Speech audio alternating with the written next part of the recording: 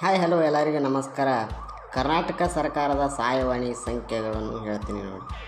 police ಇಲಾಖೆ 100, ಅಗ್ನಿಶಾಮಕ ಇಲಾಖೆ 101, ಆಂಬ್ಯುಲೆನ್ಸ್ 102 ಮತ್ತು 108, ಪೊಲೀಸ್ ತುರ್ತು 24 hours into 7 ಸಹಾಯವಾಣಿ ಸಂಖ್ಯೆ 112, ಮಹಿಳಾ ಸಹಾಯವಾಣಿ 1, ಕಾರ್ಮಿಕ ಇಲಾಖೆ 155-214, ಬೆಸ್ಕಾಂ 1912, BWSSB 1916, ಸಮಾಜ ಕಲ್ಯಾಣ ಇಲಾಖೆ 155-214, ಮಕ್ಕಳ ಸಹಾಯವಾಣಿ 1098, ಮಹಿಳಾ ಸಹಾಯವಾಣಿ 1901, ರಾಷ್ಟ್ರೀಯ ಹೆದ್ದಾರಿ 1033, ಡ್ರಗ್ಸ್ ಸಹಾಯವಾಣಿ 1908, ಸೈಬರ್ ಕ್ರೈಮ್